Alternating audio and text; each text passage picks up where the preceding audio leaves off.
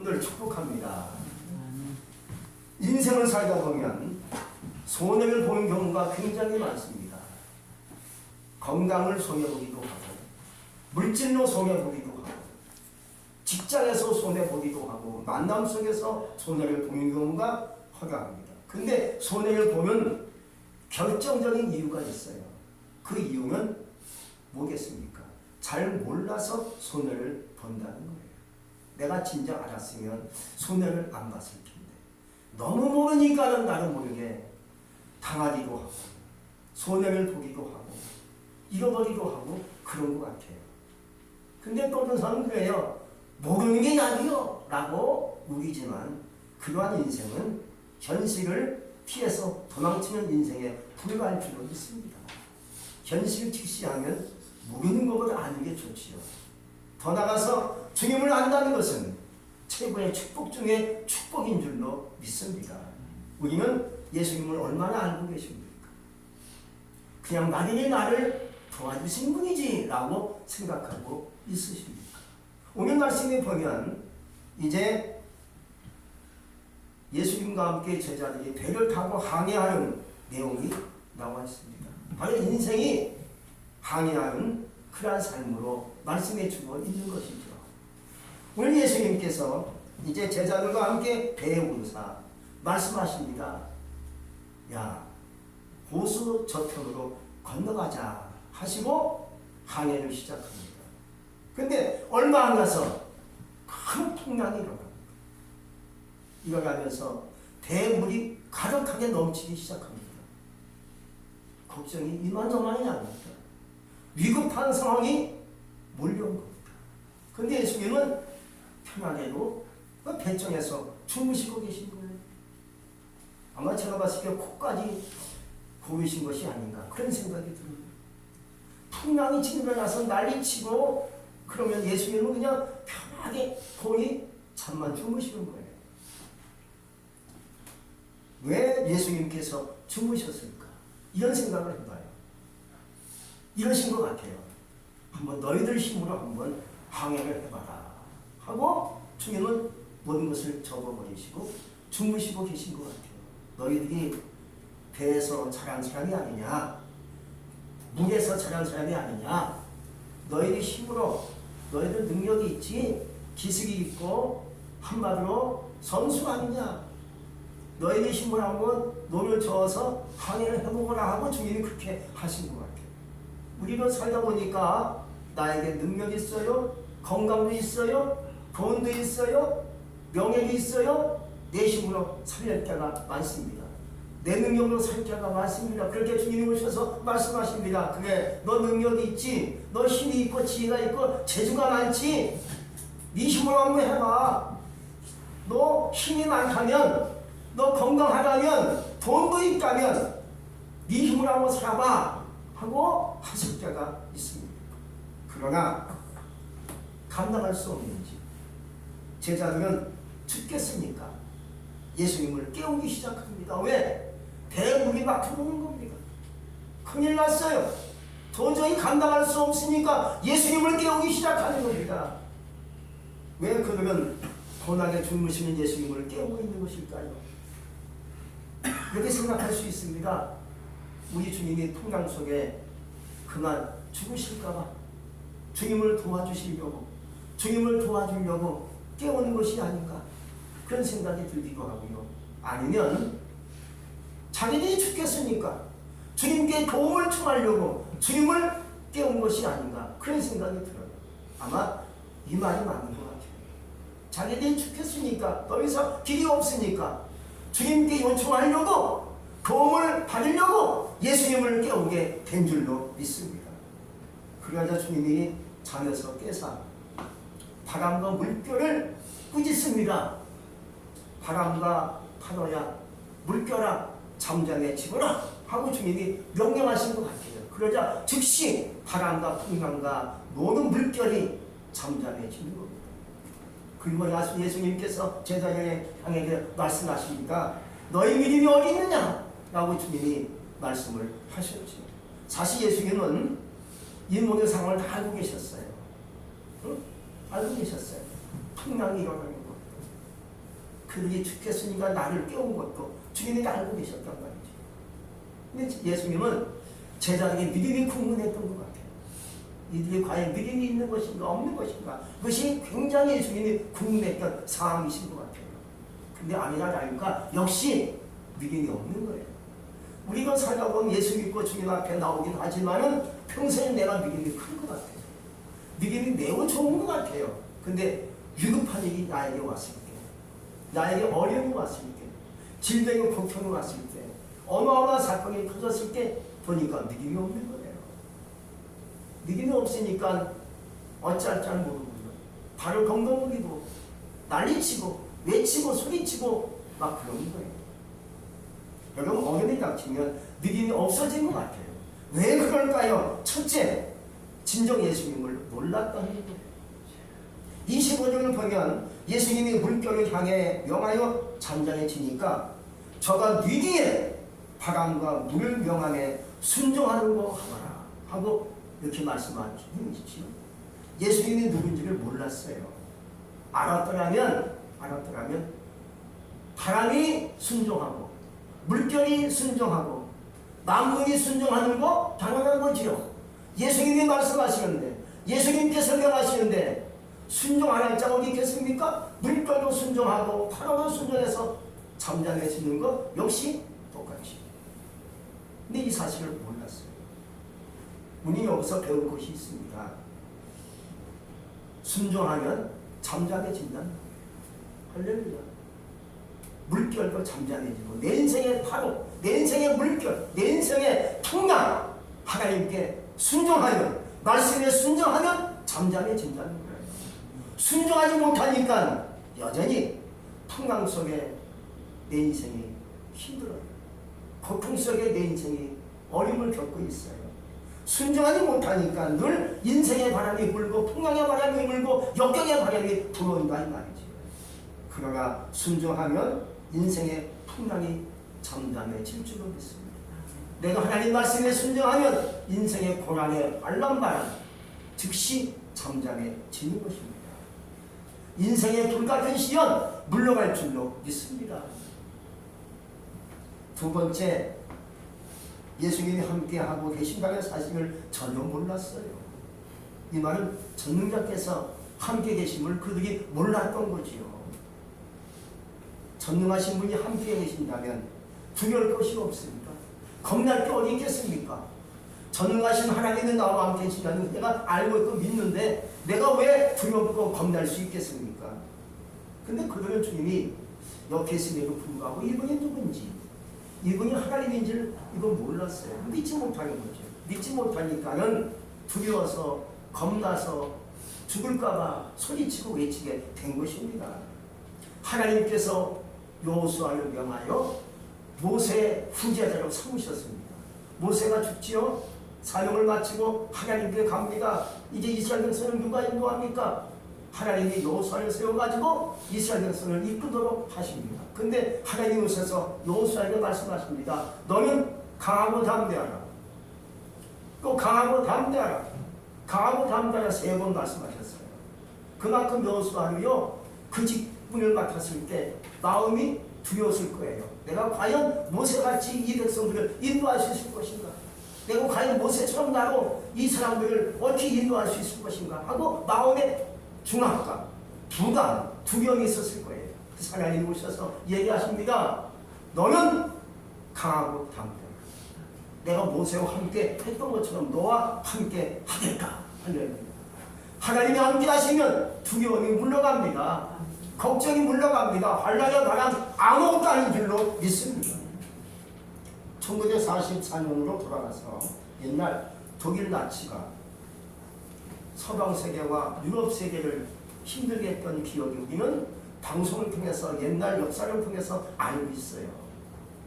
특히 유태인들을 말살시키고 죽이려고 아주 굉장히 나치가 아주 정말로 비극적인 일을 많이 했죠. 그래서 그들을 유태인들을 잡아서 죽이고 고난에 깨스심으로 다 끌어들어가게 했습니다. 근데 그 당시 폴란드 초등학교에 있었던 실화입니다. 독일 나치스가 정보를 입수해가지고 폴란드의 초등학교에도 유태인 아이들이 있다라는 정보를 입수해가지고 초등학교 운동장으로 나치스가 군대를 거느리고 탱크를 몰고 들어옵니다. 폴란드 초등학교에 유태인 아이들이 소리치고 두려워서 난리치는 겁니다. 나치가 유태인 아이들을 잡았어요. 끌고 가요. 애들이 기겁하고 놀라고 두려워서 난리치고 소리치는 거 울고 난리쳤어요. 그때 폴란드 코리자코 선생님이라는 분이 있는데 이분이 나치가 잡고 있는 손을 떼어내고 내가 이 아이들을 감당하겠습니다. 건드리지 마세요. 하고 아이들을 품에 다 안았습니다. 안고 얘기합니다. 이제 안심하게 된다. 선생님은 너희를 안고 있다. 아이들이 선생님이 얼마나 좋아요. 두개들이 물러가고 염려가 물러가고 안심이 되는 것 같아요. 그래서 그들과 함께 손을 잡고 가스실로 함께 들어갔다고 얘기합니다. 슬픈 얘기지요. 아이들에게 평화를 줬다는 얘기예요. 그러나 여러분, 주님이 함께 하시면 물속에 들어가도 물이 침범치 못하는 겁니다. 불속에 들어가도 불이 나를 살지 못하는 것이 하나님 나와 함께 하시는 증거가 되는 것입니다. 환란한 바람이 불어와도 요동치 아니합니다. 재앙이 몰려와도 안전할 줄로 믿습니다. 시편 46편 1절에서 말씀하고 있어요. 하나님은 우리의 피난처시여 힘이시니 환란 중에 만날 큰 도움이시라. 이렇게 말씀해 주고 있습니다. 바벨론으로 끌려갔던 다니엘의 세 친구가 있지 않습니까? 사드락, 메삭, 아벳느고. 이 세 사람에게 어느 날 뜨거운 불 속에 들어가는 사건이 벌어지게 됩니다. 사건이 이래요. 왕이 큰 신상을 만들어 놓고 거기다 절하라는 거예요. 풍악이 울릴 때 절하는 자가 되라 하고 얘기합니다. 큰 신상 앞에 사람들이 모여가지고요. 뭐 한마디로 그런 그 대신들, 연모는 그 고위관들이 다 모여가지고요. 큰 풍악이 울릴 때 연주가 시작되어질 때 그들이 엎드려 절합니다. 우상에 절하는 거죠. 근데 다니엘의 세 친구들은 절하지 않고 서 있는 겁니다.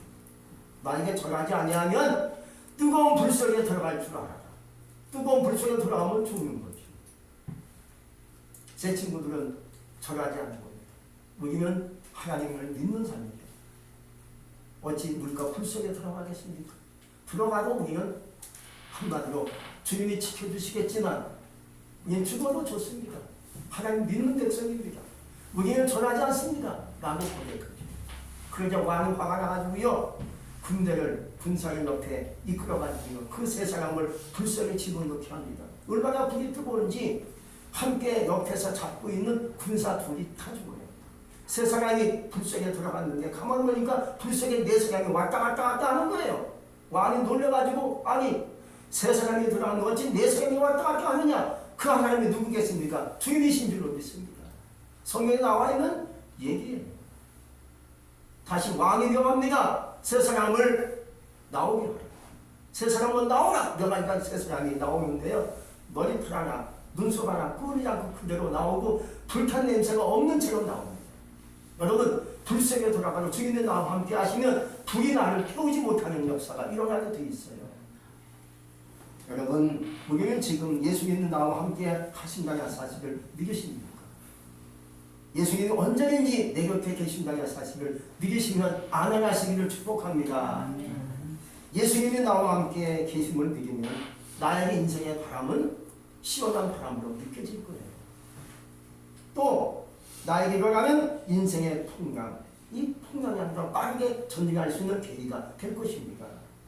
나의 인생의 즐거움은 모험과 도전으로 바뀔 거예요. 더 나아가서 인생의 원망스러운 사건도 나에게는 감사한 사건으로 바뀌게 될 줄로 믿습니다. 왜? 주님께서 나와 함께 하시는 인생의 부는 바람, 환란의 바람 겁날 수 있겠습니까? 하나님 나와 함께 하신다면 아무것도 아니지요. 며칠 전 방송에서 들은 얘기인데 어떤 분은 풍성한 삶을 추구하고 있다는 거예요. 예수님이 함께 하시는데 풍성하게 살자 이겁니다. 예수님이 함께 하시는데 째째하게 살지 말고 하나님의 은혜 가운데 풍성하게 살자 하면서 얘기하는데 은혜도 풍성하고 믿음도 풍성하고 기도도 풍성하고 나눔도 풍성하고 찬양도 풍성하고 감사도 풍성하냐는 거예요. 째짝에 살지 말자는 거예요. 왜? 예수님은 풍성한 주님이시라는 거예요. 요한복음 6장에서 보면 오병이어 사건이 나옵니다. 떡 5덩이와 물고기 2마리 5,000명을 먹이고 양태했죠. 이것을 누가 했습니까? 예수님이 하신 기적사건 중에 하나입니다. 어느 소년이 도시락을 싸갖고 와서 예수님이 너무 좋으니까 예수님이 시장할 것 같아요. 예수님께 드리려고 어느 소년이 도시락을 제자에게 드렸어요. 이거 예수님께 드리면 좋겠어요. 그 제자가 안드레가 받아가지고 예수님께 도시락을 건네니까 예수님이 그 떡 5덩이 물고기 2마리를 가진 도시락을 가지고 축사하십니다. 하고 이제 사람을 다 나란히 앉게 해가지고 5,000명이 모였습니다. 사실 지금은 남자 여자 세서 애까지 세가지고 숫자를 세지만 그 당시면요 남자만 셌습니다. 여자는 세질 않았어요. 애들도 세지 않았습니다. 그러니까 2000년 전에는요 남자만 숫자에 들어가는 겁니다. 애석하게도. 그러니까 더 많이 모였다는 생각하면 돼요. 그들을 다 먹이는데요 먹고도 남았습니다. 이게 하나님 풍성한 역사라는 거예요. 그리고 다시 남은 조각을 거두니까는요 12 바구니에 꽉 찼다고 성경은 말씀해 주고 있습니다. 하나님은 어떤 분이십니까? 풍성한 하나님이세요. 넘치는 하나님이세요. 여러분들이 기도가 넘치기 바랍니다. 찬양이 넘치기 바랍니다. 은혜가 넘칠 수 있기 바랍니다. 믿음이 넘치기 바랍니다. 예배가 넘칠 수 있기 바랍니다. 여러분의 삶 속에 예배가 가득 넘쳐야 돼요. 난 예배밖에 없어. 내 인생 인생은 기도밖에 없어. 난 기도하다가 하나님께 갈 거야. 라고 여러분의 삶이 기도가 넘치고 풍성해지기 바랍니다. 감사도 마찬가지죠. 감사가 넘치기를 원합니다. 그럴 때 여러분의 삶이 풍성하게 넘칠 줄로 믿습니다. 하나님은 그런 분이라는 거예요. 세 번째는요, 예수님의 제자들은 꼭 보아야 믿는 사람들이었습니다. 오늘 말씀에서 제자들은 예수님께서 풍랑과 바람을 명하여 잔잔케 하니까 그때서야 이게 누구신가? 하나님이 아니신가? 라고 믿게 되었던 거죠. 그전에는요 믿지를 못했습니다. 그냥 선생으로만 여겼습니다. 선생님 이렇게만 여겼고요. 더 나가서 주요 이렇게 얘기했습니다. 사실 구약에는요 자기보다 높은 사람을 주여라고 불렀습니다. 오늘날은 주인이 예수님이지만 구약에는요 자기의 몸종이 주인한테 주여 또 아브라함 아내 사라도 자기 남편에게 주여라고 불렀습니다. 자기보다 높은 상관에게 부르는 이름이 주여입니다. 근데 오늘 말씀에 보면 이 주님이 그렇게 여긴 거예요. 주여 주여 그런 생각으로 주님을 불렀던 것인데 그는 예수님을 잘 믿지 못한 거죠. 알지 못했던 것이죠. 복음만 믿는 제자들이었습니다. 그러다 보니까는 풍랑이 일어났을 때 두려워서 겁냈지만 잠잠해지니까 이분이 누군가 하고 그제서야 항상 하나님을 생각하고 예수님을 믿는 삶이 됐던 거죠.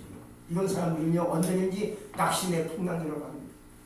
언제든지 절망의 풍랑이 일어날 수가 있어요. 왜? 보고야 믿는 사람들은요 항상 봤을 때 믿는 사람이 되니까 언제든지 풍랑이 일어날 수 있고요. 재난의 환난이 올 수가 있다는 거예요. 가난의 풍랑이 일어납니다. 어제는 내가 있었는데 오늘은 없어요. 가난의 풍랑이 나에게 몰려온 것이죠. 여러분 인생은 늘 풍랑 속에 살고 있어요. 바람 속에 살고 있어요. 역경 중에 살고 것이 인생입니다. 그렇지만 예수님이 내 인생 조각부에 오셔서 함께 하신다면 내게 보면 인생의 바람, 환난의 바람, 물결 아무것도 아닌 줄 믿습니다. 다 이것을 이길 수 있어요. 그냥 지나가는 바람이구나. 지나가는 풍랑이지 하고 다 넘길 수가 있는 거예요. 이건 내가 모르고 하나님을 잘 믿지 못하고 봐야 믿는 시간이 되니까 이게 안 되는 거예요. 비록 예수님은 안 보여요. 그 당시 예수님이 보였고 교수님에게 불구하고 믿지 못했던 것이 제자들의 삶이었는데 지금은 주님을 아예 안 보여요. 그렇죠? 어찌 주님을 볼 수 있겠습니까? 우리는 육신을 가진 사람이고 예수님은 영의 사람인데 우리가 볼 수 없잖아요. 가끔 꿈에서 주님을 어쩌나 1년에 아니면 일생에 한번 볼까 말까 한 것이 주님의 모습 아니겠습니까? 저는 이까까지 목회하면서 예수님을 2번 봤습니다. 여러분들 예수님을 본 적이 있으십니까? 우리 집사님 보셨다니 참 감사합니다. 예수님을 본다는 것이 쉽지 않죠. 볼 수가 있어요. 꿈에라도 볼 수 있고 환상 가운데 볼 수 있지만 어찌 보면 주님을 볼 수 없는 형체지요. 믿음도 볼 수 없어요. 은혜도 볼 수 없어요. 능력도 볼 수 없습니다. 축복도 볼 수 없지만 축복이 있어요, 없어요? 있지요. 은혜가 있어요. 믿음도 있어요. 주님도 살아계신다는 거예요. 주님은 사랑하는 자녀에게 우리가 넘어지고 쓰러질까 봐 지금도 우리 곁에 가까이 계시는 줄로 믿습니다. 우리가 잘 몰라서 느끼지 못하는 거예요. 주님은 내 곁에 계세요. 내 옆에 계세요. 내 뒤에 계세요. 나를 밀어주세요. 나를 응원하세요. 나를 도와주신 분이 바로 예수님, 하나님 아버지이십니다. 오늘도 풍랑 속에 오시는 그 주님을 바라볼 수 있기를 주의 이름으로 축복합니다. 기도하겠습니다. 전능하신 하나님, 감사합니다. 오늘도 주의 말씀을 통해서 은혜를 부어주시고 말씀을 주셔서 살아계신 그 주님을 알게 하시고 믿을 수 있는 신앙을 부어주시니 감사합니다. 인생은 풍랑 속에 살다가 예수 믿고 의지하면서 풍랑도 이기고 풍랑도 우리 극복하는 줄로 믿습니다. 주여 내 곁에 오신 주님을 내가 믿습니다. 나와 함께 계심을 내가 믿습니다. 나를 도와주시고 내 인생에 조각되어 오셔서 나를 이끌어 가시옵소서. 예수님의 이름으로 감사하며 기도했습니다. 아멘.